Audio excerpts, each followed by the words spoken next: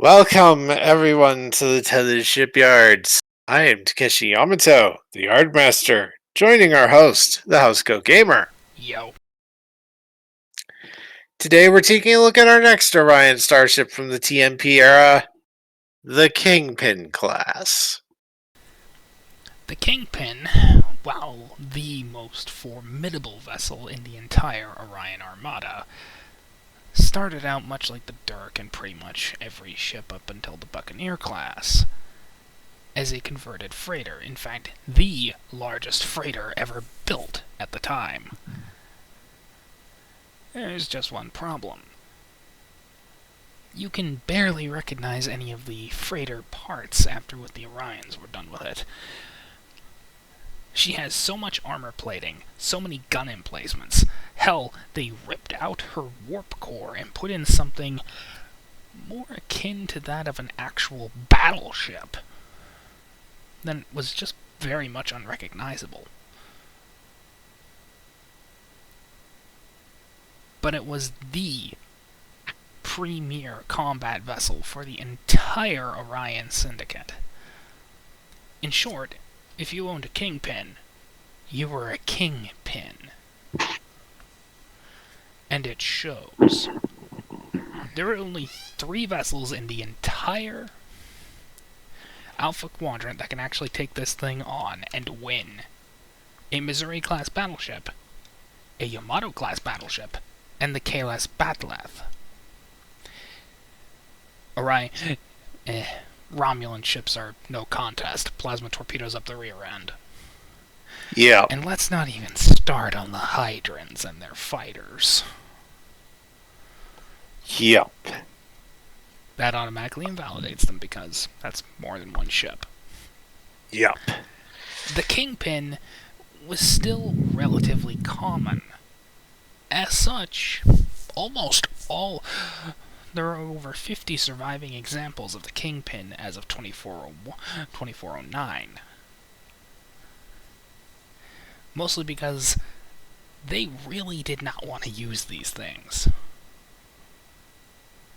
In fact, they're still serving as heavy gunships for more modern Orion captains. However, they're long since out of production, and if they're in use, it's because the Orions either think they're going to win, period, or they just don't have a choice. Yeah. But these things are equipped with such an eclectic series of weapons that, well, they earn the title. Well, they earn their name. Yep. Take it away. Alright. Entered service year is 2280, but it is still a Scale 5 starship, so we only have one more point to add. We've gone with the following. Comms 8, computers 8, engines 7, sensors 8, structure 9, weapons 9. Took a little bit away from sensors to make it even more durable.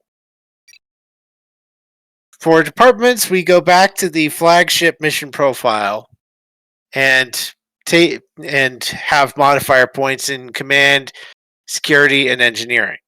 So, command 4, con 1, security 4, engineering 3, science 2, medicine 1. Resistance 5, power 12. Resistance 5, power 12, shields 12. It shields 13.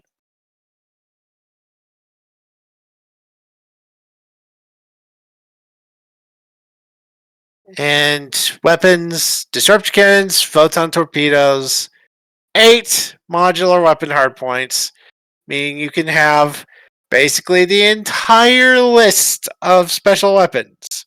Romulan plasma torpedoes, expanding sphere generator, Mauler cannon, fusion cannon, hellbore, phaser cannons, phaser banks, and plasmatic pulsar device.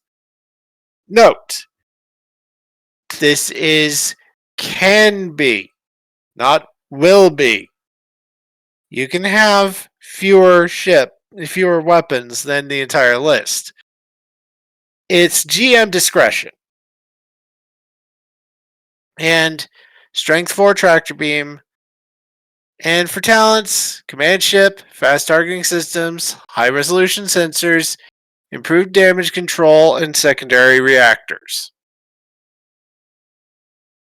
For descriptor traits, Orion Starship, Godfather, in quotation marks, and heavily retrofit bulk freighter.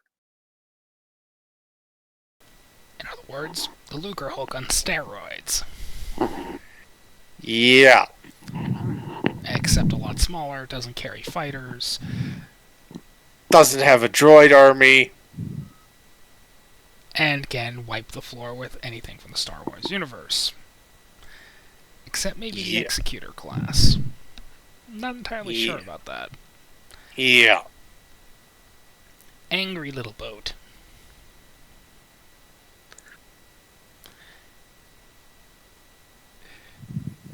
You know, we could almost say this ship has ramming capabilities with that prow, but ramming speed is something all ships can do, but yeah, but I'm thinking this ship could actually handle it and survive. Yeah. Maybe that could be a special rule. If you have ideas, leave it in the comments, people. God knows we need them. Next time will be the last Orion ship we do for a very long time. Bye-bye.